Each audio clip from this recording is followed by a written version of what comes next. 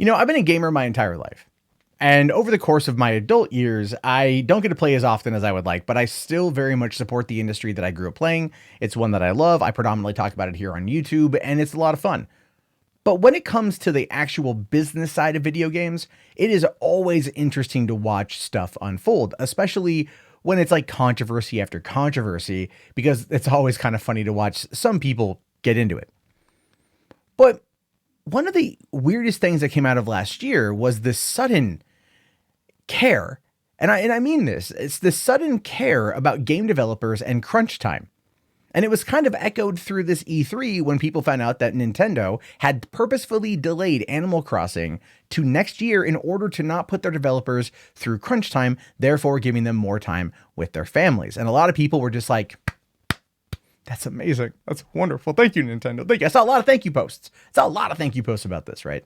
So here's the thing. If you are a gamer and you care about that kind of thing, if you don't want to see employees of Rockstar do 100-hour weeks in crunch time, you're willing to wait a couple extra weeks in order to get your hands on the game, therefore they don't feel the burnout, and you want to make sure that everyone gets compensated and no one's fear of losing their job and all that stuff, then you may want to pay attention to this tweet this morning from presidential candidate Bernie Sanders. He says here on Twitter, the video game industry made $43 billion in revenue last year. The workers responsible for that profit deserve to collectively bargain as part of a union. I'm glad to see unions like IATSE and the broader games worker movement organizing such workers. Now, when it comes to many things involving the conservative right, unions equal bad.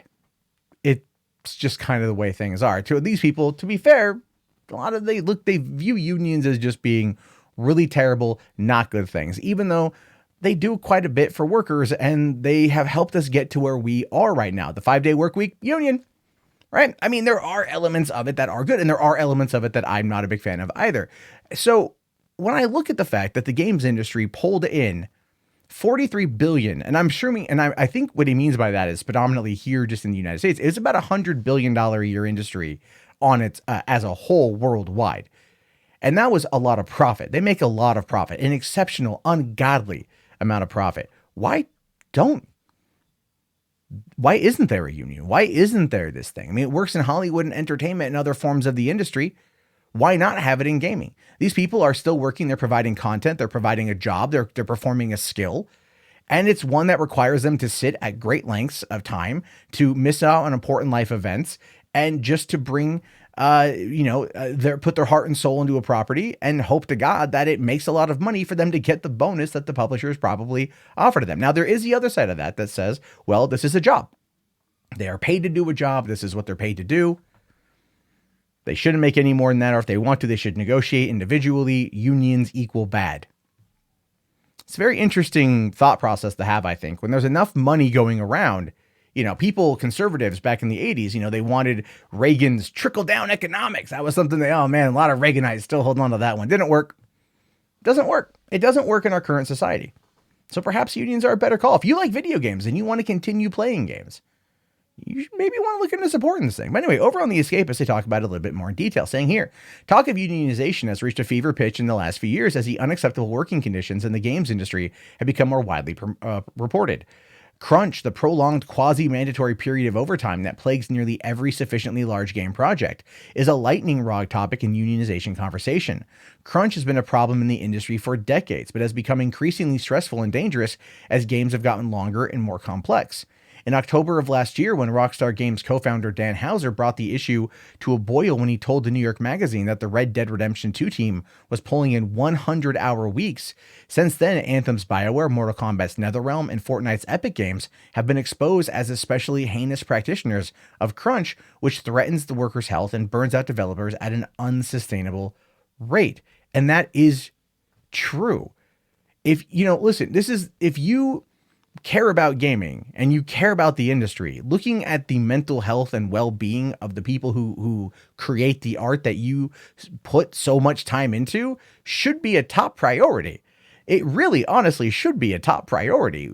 But given the way things have gone and the fact that they have to churn out these massive games every other year or every year, simply because of how the publishers make it work, we have gotten to this point now where it's just almost like, well, yeah, let them work, let them go out there, let them do all this and not care much about the human cost.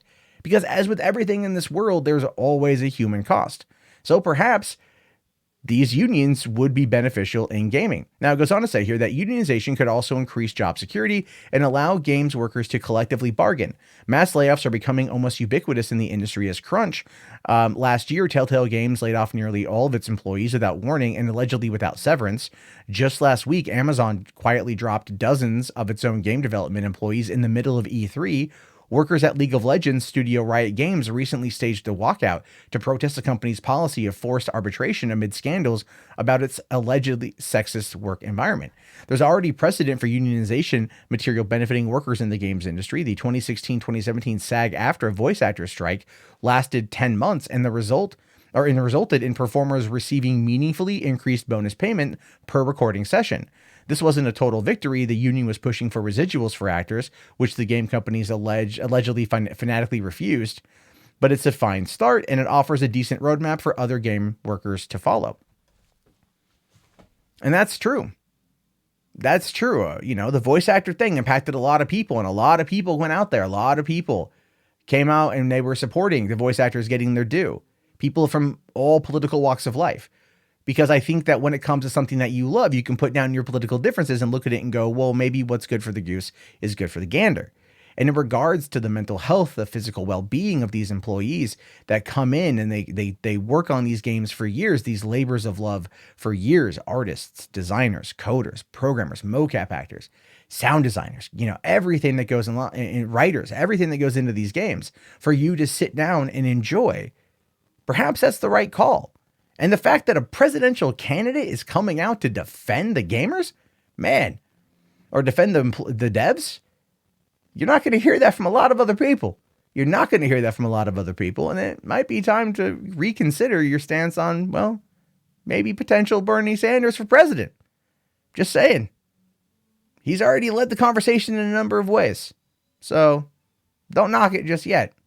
Anyway, I am curious to know your thoughts about this one. Keep the democratic the socialism comments to a minimum, because none of that really even applies here. We're talking about workers' rights. So I want to know your thoughts on this one. Let me know, let me know your thoughts. They should be a lot of fun. The comments are going to be a lot of fun. I'll talk to you guys later. Have yourself a great day, man. Peace out.